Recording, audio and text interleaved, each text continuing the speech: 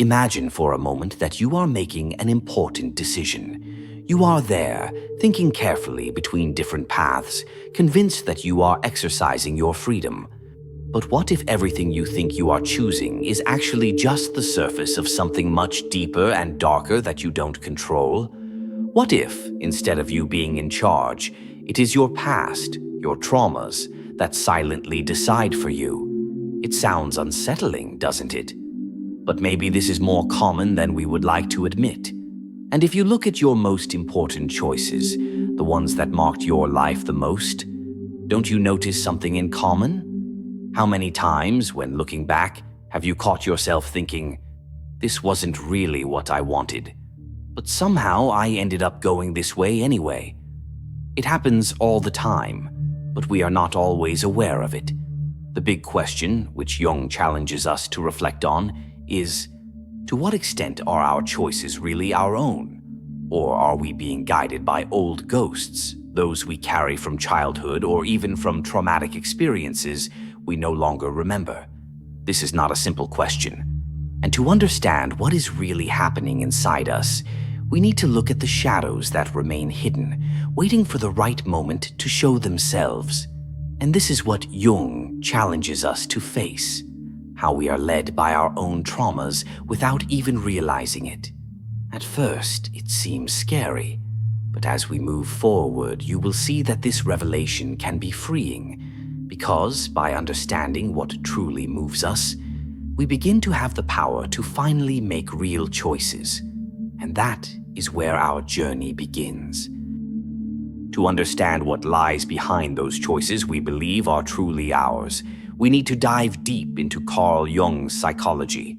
He believed that our mind is not just a clear field of consciousness, but a vast and complex terrain where the shadows of the past and the collective unconscious influence what we do, think, and feel.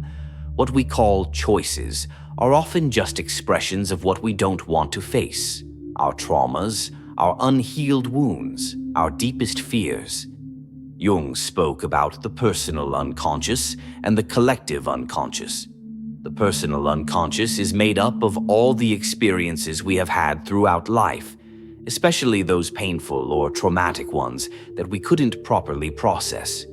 When these experiences aren't worked through, they become part of our shadow, that part of the psyche we ignore or reject, but that continues to exert an invisible influence over us. The collective unconscious goes beyond the personal. It is like a shared memory among all human beings, containing universal archetypes that shape us, from the most basic to the most profound.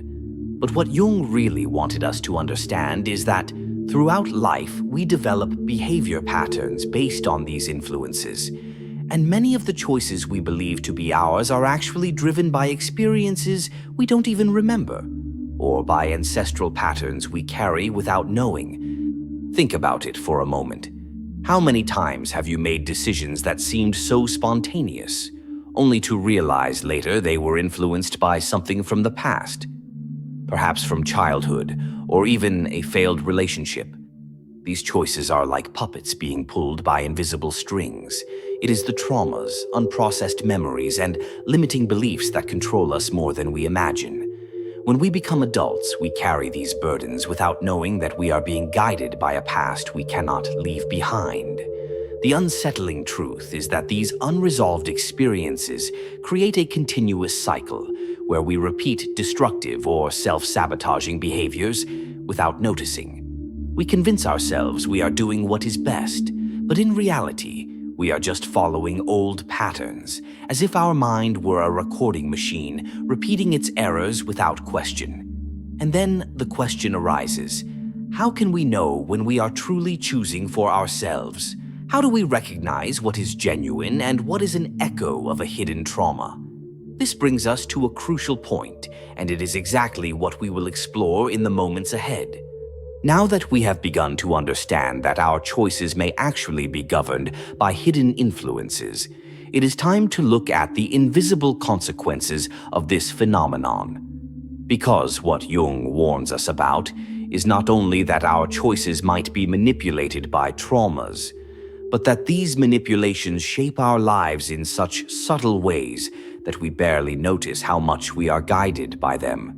And that is where the danger lies.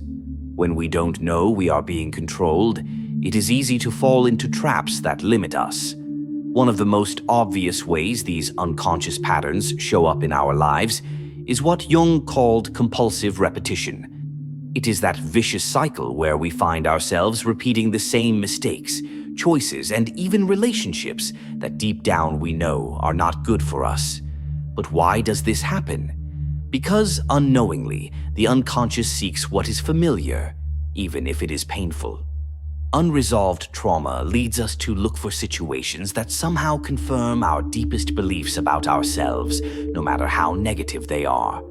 This makes us enter patterns of self-sabotage, often in the areas of life where we most want to succeed, such as relationships, work, or even our own mental health.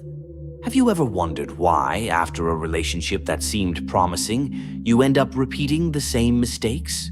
Or maybe, in your career, when you get close to a big opportunity, there is something that pulls you back, as if you don't deserve that success. This repetition is not accidental. It is a direct consequence of unresolved trauma, a part of us still stuck in the past, trying somehow to fix what was never healed.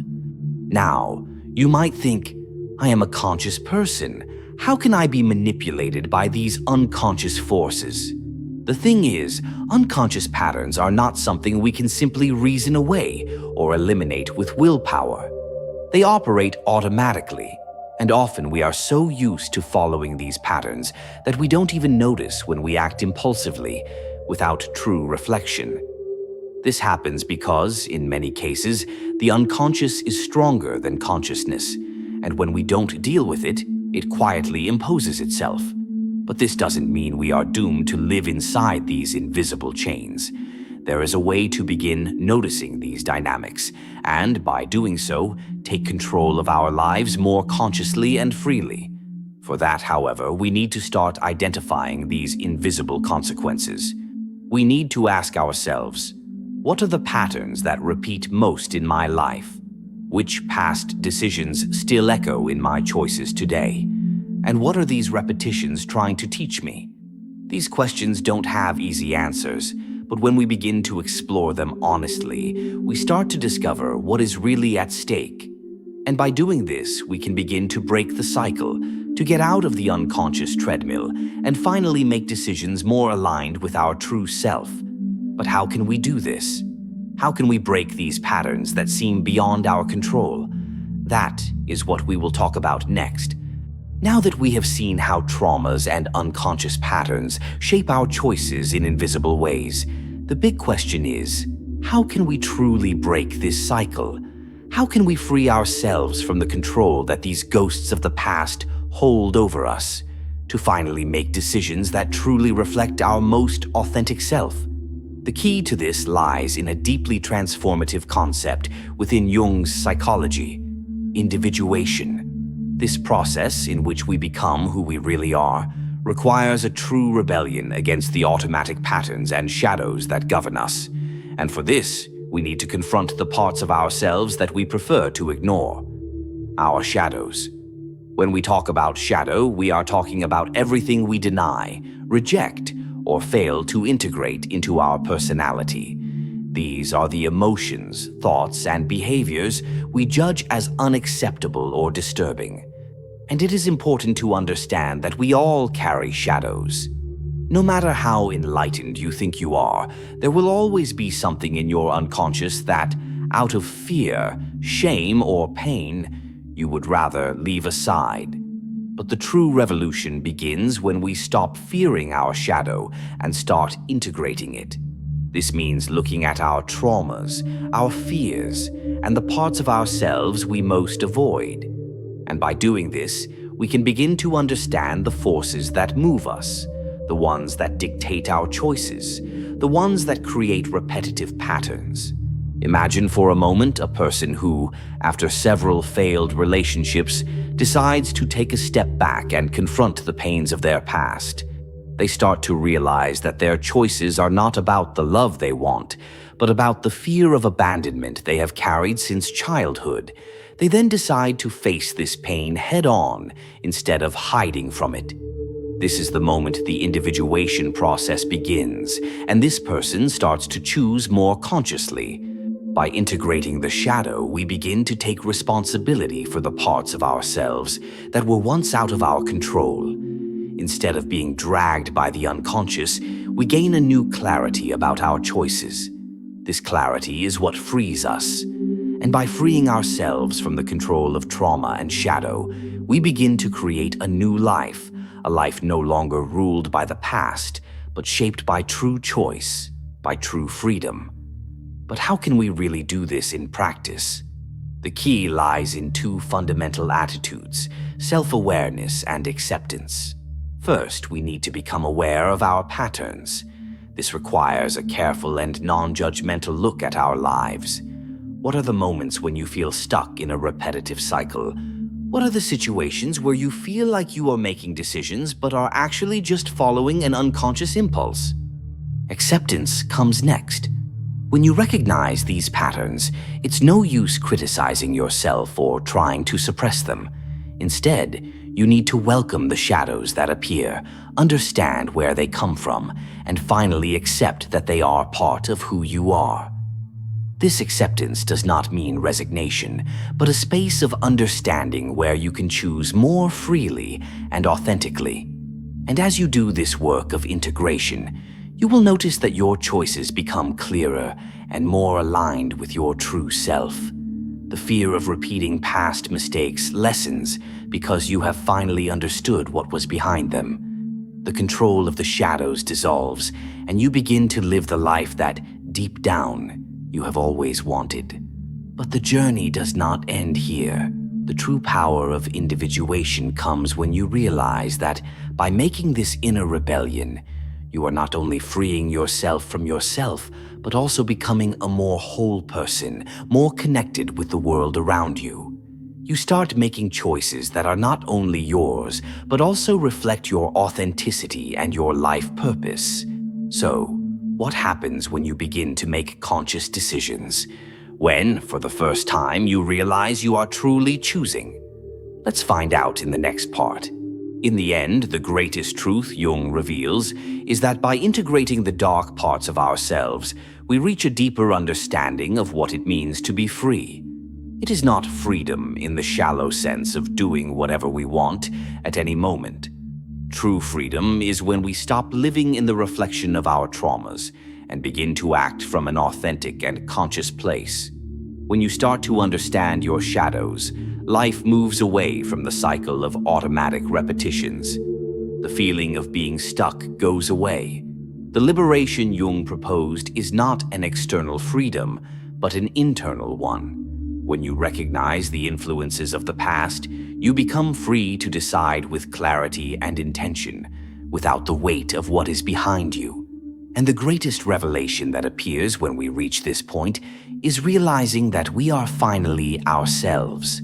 We are no longer slaves to a version of ourselves shaped by traumas and fears. The process of individuation, becoming who we truly are, is the real journey. When we accept all parts of our psyche, the parts we want to hide and the ones we try to control, we can see life differently. A new perspective, full of empowerment, emerges. You are no longer the product of your circumstances, but the creator of your reality. What once seemed like a maze of wrong choices now becomes a clear path, illuminated by your conscious choices, aligned with who you really are. You stop being a hostage and become the leader of your own life. This journey of self-knowledge is not just about understanding what lies in the shadows, but about bringing light to those areas and making them allies. The greatest achievement is when we finally see that we need nothing more than ourselves to create the life we desire. Now, you are no longer a prisoner of your traumas. You are the master of your own journey. If this message touched your heart in some way, if it made you think, remember who you truly are, or even realize something that was hidden inside you, then I warmly invite you, subscribe to the channel. It helps a lot to keep spreading reflections that awaken the soul. If you liked the video, leave your like. It's a simple but powerful way to say, this message was worth it. And if you want, share in the comments. What moved you the most? What made you stop and think? I will love to read about your experience. And who knows, your words might light something in someone else too. We're in this journey together.